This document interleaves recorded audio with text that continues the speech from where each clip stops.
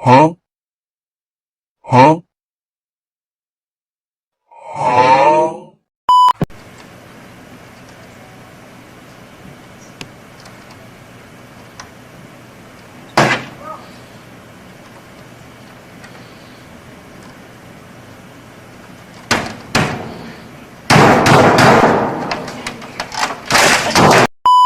You don't know what to do.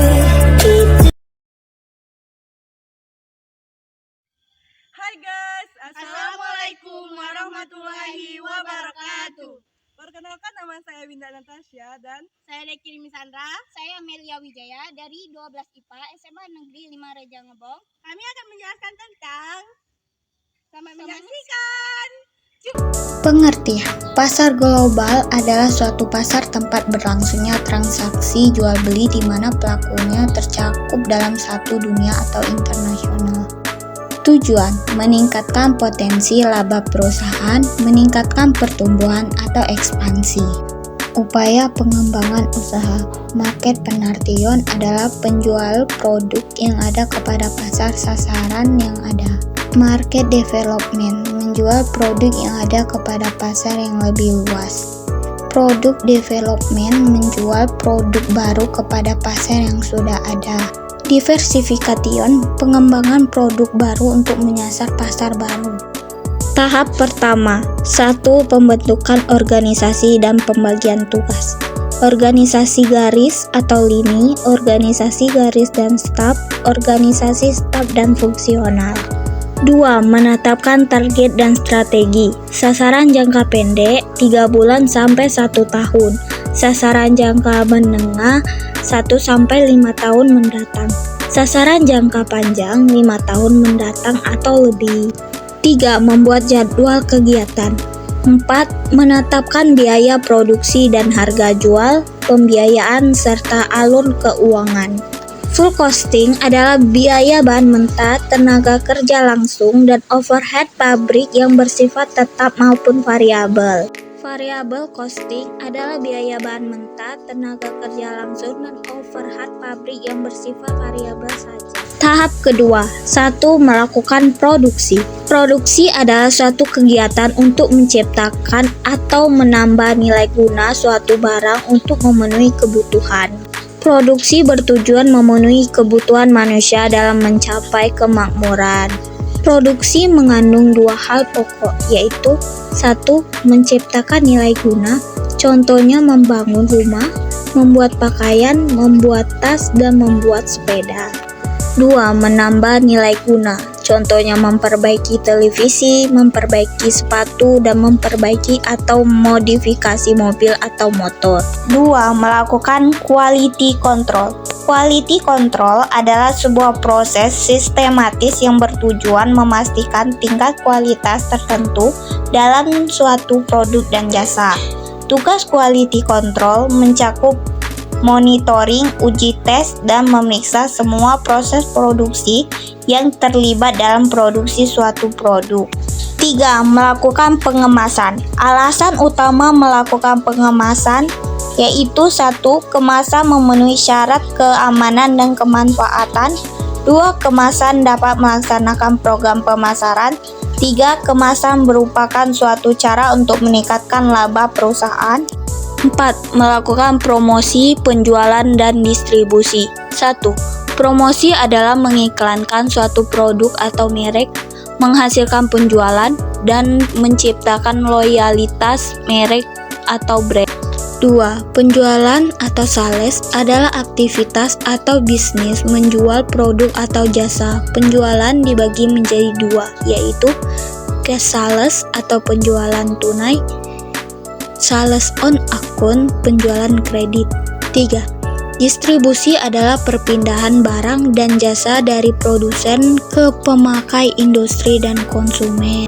Tahap ketiga, 1. Evaluasi kinerja dari keuangan. Mengetahui tingkat likuiditas, mengetahui tingkat solvabilitas, mengetahui tingkat rentabilitas, mengetahui tingkat stabilitas. 2. Penyusunan laporan evaluasi. 4 hal pokok dalam laporan evaluasi. 1. Permasalahan evaluasi. 2. Metodologi evaluasi. 3. Hasil evaluasi.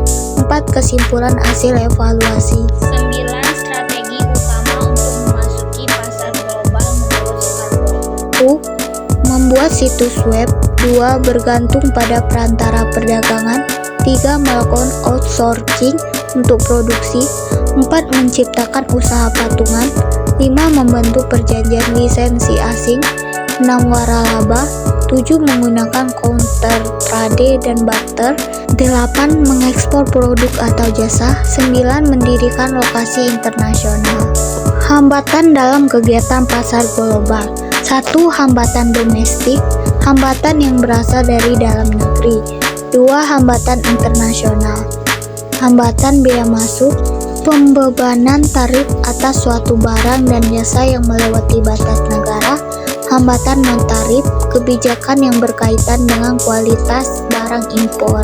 Kota kebijakan untuk membatasi jumlah barang yang diimpor. Dumping, diskriminasi harga.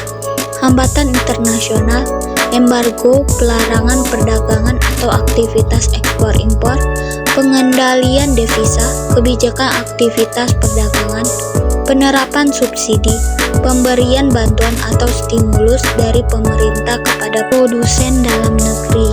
Hambatan politis, permasalahan hukum dan pemerintahan yang rumit saat berada di negara asing. Hambatan bisnis, manajemen bisnis yang berbeda dari negara lain, kebiasaan-kebiasaan yang dijalankan di negara lain, perbedaan biaya tenaga kerja, dan perbedaan kualitas tenaga kerja. Hambatan kultural, perbedaan budaya antar negara yang meliputi nilai pandangan, hidup, dan adat istiadat yang dianut masyarakat suatu negara. Perancangan dan produksi kerajinan untuk pasar global. Media online adalah iklan di berbagai website, blog, ataupun media sosial lainnya. Media offline adalah advertensi cetak atau surat kabar atau majalah, dan transit advertising atau buletin atau membuat stiker. Penjualan sistem konsinyasi. Sistem konsinyasi adalah suatu tindakan menitipkan barang di tempat atau toko orang lain dengan status kepemilikan barang tetap menjadi milik pemilik barang sampai barang tersebut telah terjual. Kelebihan sistem konsinyasi. Satu cara untuk lebih memperluas pasaran yang dapat dijamin oleh seorang produsen, pabrikan, atau distributor. Kekurangan sistem konsinyasi. 1. Model terlalu lama tertimbun pada barang yang diperdagangkan. 2. Tidak ada kepastian eksportir akan menerima pembayaran. 3. Eksportir dapat menjadi korban kenakalan importir yang melapor barang yang terjual tidak sesuai dengan yang sebenarnya. 4. Apabila importir tidak membayar, tidak ada bukti untuk menuntutnya di pengadilan. Sekian video dari kami. Terima kasih telah menonton.